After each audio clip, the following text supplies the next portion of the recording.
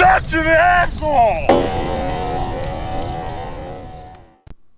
Hey everybody, old Captain here. Oh my God, Aaron, did you watch the debate? Could you do a video on the debate? And oh my gosh, what did you think? What's your analysis? And I will, because I'm a free market guy. I will respond to the market. I'm gonna give you my analysis. I didn't fucking watch it. You are a fucking fool for watching these debates, okay? I'm gonna give you this. I'm not joking. I'm totally not joking. I know this may sound arrogant and cocky, but I'm being 100% serious. I'm going to give you the best political analysis of this debate because it's basically the only real-world, logical, laser-like focus on this debate. It's pointless to watch these debates. It's pointless. The die has been cast, all right? The Republicans have already picked their guy. The Democrats have already picked their guy. It's done. It's over. You don't control it from this point on, okay? It's the two political parties, it's two political machines that's going to happen. So these two debating for a little bit, the 3 hours cumulatively or however many debates they're going to have, it's completely pointless because we've gone down this path of Clinton and Trump, right? Now, related to the 3 hours of debates, here's my opinion. You need to watch a debate to figure out what these two stand for. They have a lifetime, at least Clinton does, of politics and policy. You know who she is. Same thing with Trump. It ain't like Trump has been, eschewing the limelight here. He's been on the public figure. He's been on the public scene for decades now. You don't know. We're going to judge these people's, in their 3 hours of debate when there's a lifetime of work. Well, not work, but track record as to who these people are. And it might change my mind. I'm going to sit here. And then, isn't Trump what everybody wanted? The other thing I really love about this, and I'm not a big Trump supporter, but everyone's bitching and whining. For decades, people have been bitching and whining about the same old choices. And for all of Trump's fault, the Republicans actually, even though they might have tried otherwise, they actually heeded their voters, unlike the Democrats, mind you didn't get Sanders. There was, on both sides, an attempt to get non-traditional politicians in there. Bernie Sanders, lifelong politician, but at least he spoke his mind. He's honest enough to admit he's a socialist. Trump, same thing. Now you got what you wanted for decades and probably generations. People, we don't want any more political insiders. Well, Hillary fucking Clinton, could you get any more insight? I mean, you all bitch about Bush, Clinton, Bush, Obama, Bush, Clinton. Now you're going to get a nepotist. We're going to have the same thing they had down in Argentina with Kirchner's wife becoming the president. She right down into the toilet. So here's your choice, guys. This is kind of the Jesse Ventura election. You wanted an outsider, and now we got an outsider. Now you got a guy who's from New York.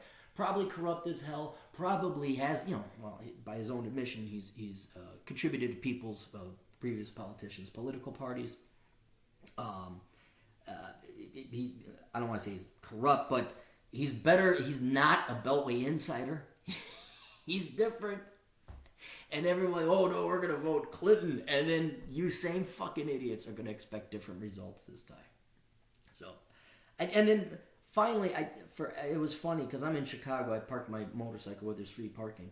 And I'm walking while the debates were going on. I'm looking, and in everybody's window, you see the fucking debates. I'm like, is the American public that's fucking stupid? You guys haven't figured it out? Like, you don't know who you're going to vote for? You need to sit down and, if you have not been paying attention to politics, that you actually are relying upon these debates and what these basically charlatans and politicians are saying to tell you what you want to hear when it's on the line and now the public light is on them and they're probably not speaking. You're going to rely on this rule. And I have to sit and think about it. One's a socialist who's never worked a real job in her life. The other one's a billionaire who's a loudmouth and has diarrhea of the mouth. I just have to sit. You guys are like the fake posers who like the fake intellectuals who think I just have to take a look at the issues. It's like, no.